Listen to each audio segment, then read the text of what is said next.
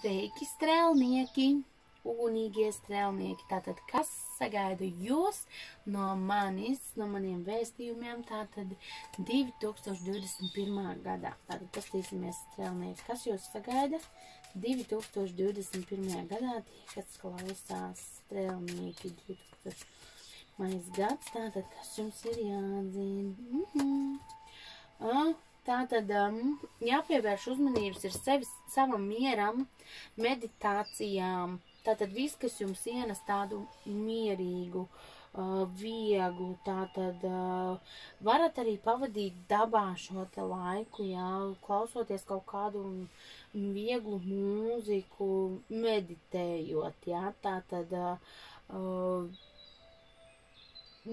tā kaut kas tāds,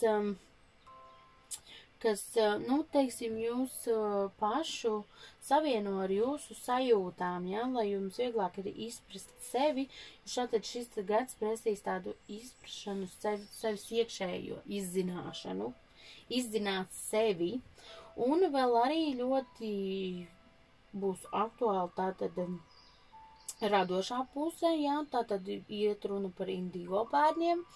Tātad jūs jau pats par sevi esat naturāli līderi, ja, dzimuši līderi, un ar augstu jūtīgumu jums tas būs izteikti sevišķi tiem, kas ir tātad strēlnieki dzimuši kā zem šī indigo, ja, tātad jums būs ļoti aktīvi jāizpauž šis te savs līderisms, un jums ir dabas dots un nebaidaties to darīt, un izpaužaties, jums ir jāizpaužas, tātad neslēpiet sveci zem pūra, bet, teiksim tā, rīkojamies.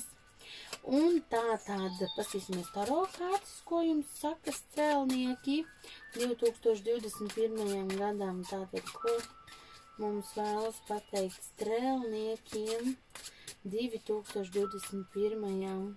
gadam, kas mums klausās. Strēlnieki zīmē dzimušajiem. Tā.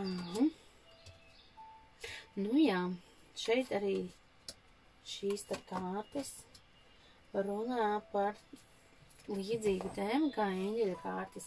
Tātad garīgā izzināšana, sevis izzināšana no iekšienes, kas mūsos iekšā slēpjās. Tātad ļoti, tātad varbūt jūs sāksiet iet uz baznīcu vai pievērsīsieties tai garīgajai pusē vai sev iekšējie garīgie meklējumi. Tātad tā būs tāda, ziniet, prāta izaugsme, nevis, tieksim, tieši darbīgā ziņā, kad jums tagad ir jāiet un tagad jāstrādā, bet tieši tādā darbīgajā, nevis darbīgajā, bet prāta izaugsme, tātad, jā, tāda sevis iekšējie meklējumi, sevis iekšējais piepildījums, piepildot sevi un atrast tātad sevi to.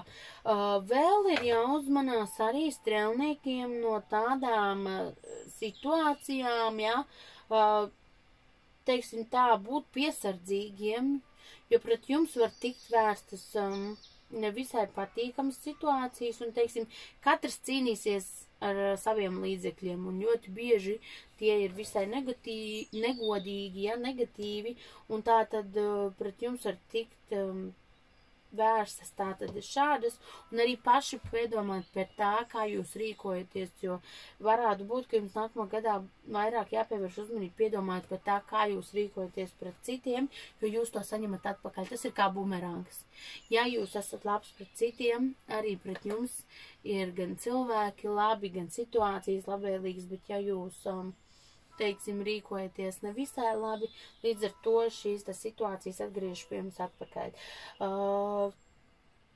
Bet finansiālā ziņā izstāsta, ka jūs nostabilizēsieties, kad būsiet finansiāli, teiksim, stabili tā, jā, ģimenē, un arī, teiksim, partnerattiecībās būs stabils gads, apmēram tādi baigi lielie tādas šūpoles baigi lielās nevajadzētu būt, it kā daudz mums vajadzētu būt visam stabili, teiksim, stabilas attiecības, stabili mēreni ar finansēm.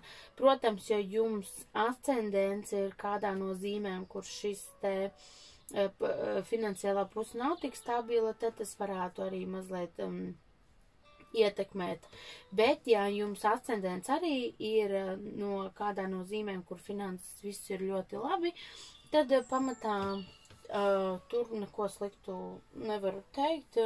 Būs tāds mērens, pietiks visam, jutīsieties labi, uzturaties arī tāda ģimenes lokā, ja? Un domājiet arī par radošam, attīstat savu radošumu tātad, ja?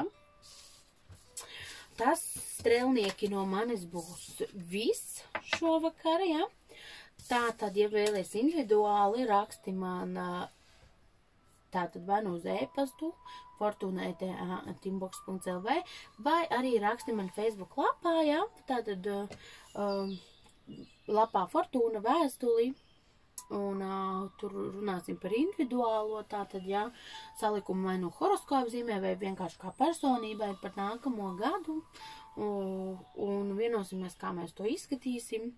Un tas arī ir no manis viss šovakar, lai jums ir tāds mierīgs un sirsnīgs šis te vecgada vakars, un tāds pozitīvs un jaunas vēsmas un tādas mīlestības arī radošuma pilns tas jaunais gads.